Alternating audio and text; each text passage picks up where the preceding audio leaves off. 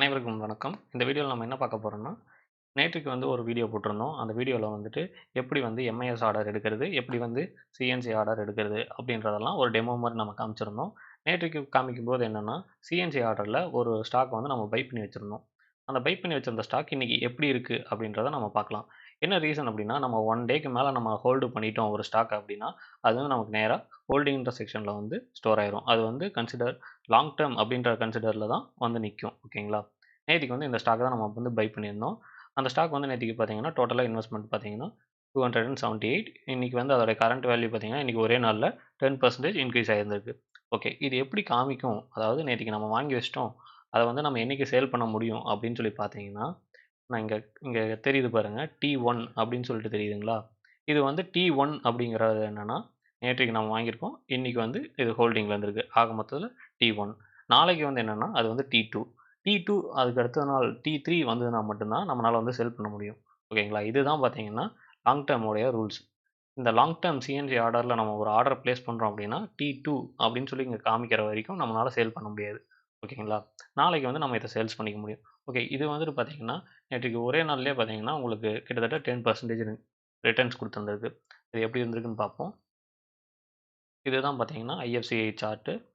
நேற்றைக்கு நாம இன்வெஸ்ட் பண்ணும்போது என்னன்னா, நல்ல ஒரு அப்வர்ட் மூவ்மெண்ட் இருந்திருக்கு. நேத்தைக்கு நான் உங்களுக்கு ஆக்சுவலா அனலைஸ் பண்ணி காமிச்சிருந்திருக்க மாட்டேன். இன்னைக்கு காமிக்கிறேன் பார்த்துக்கங்க. புரியுதுங்களா? நல்ல ஒரு கன்சாலிடேஷன். அதுக்கப்புறம் நல்ல ஒரு புல்லிஷ்க்கான எல்லா மூவ்மெண்ட்டும் இருந்தது. நாம நேத்தைக்கு இன்வெஸ்ட் பண்ணும்போது, இந்த ரேஞ்சில தான் இன்வெஸ்ட் பண்ணியிருந்தோம். சாரி. ஓகே.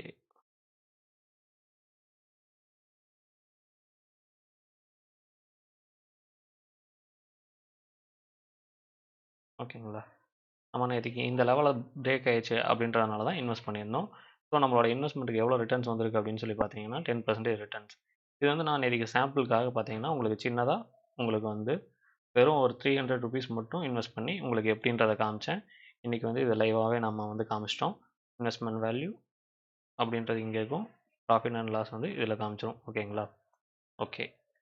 இன்னும் நாளைக்கு வீடியோல என்ன நம்ம பார்க்கலாம் அப்படின்னு சொல்லி பார்த்தீங்கன்னா, ஆப்ஷன்ஸ்ல எப்படி பை பண்றது, எப்படி செல் பண்றது அப்படின்றத பார்க்கலாம்.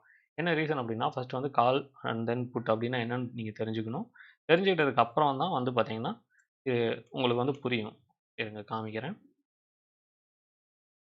தெரியுதுங்களா? ஃபர்ஸ்ட் வந்து நம்ம செலக்ட் பண்றதுலயே சிஇனா என்ன, பிஇனா என்னன்றதெல்லாம் நாம வந்துட்டு தனித்தனியா தெரிஞ்சு வச்சிருந்துருக்கணும். தெரிஞ்சு வச்சதுக்கப்புறம் இப்படி செலக்ட் பண்ணிட்டு, இத வந்து பை பண்ணோம்னா, இது வந்து எப்படி பை ஆகுது அப்படின்றத நாளைக்கு வந்து நான் உங்களுக்கு காமிக்கிறேன். ஓகேங்களா? அதே மாரி பார்த்தீங்கன்னா, நாளைக்கு அதாவது சாரி மண்டே உங்களுக்கு மே 18 வந்து பார்த்தீங்கன்னா மண்டே இல்ல.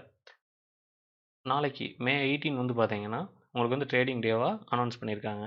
என்ன ரீசன் அப்டின்னா, மண்டே வந்து நமக்கு லீவ் வருது மார்க்கெட் அப்டின்றதுனால மே 18 உங்களுக்கு வந்துட்டு மார்க்கெட் ஓப்பன்ல இருக்குது. ஆனா முடிஞ்ச வரைக்கும் இத வந்து தவிர்க்கிறது நல்லது. ஓகேங்களா? இதுதான் பார்த்தீங்கன்னா, இன்னையோட வீடியோ.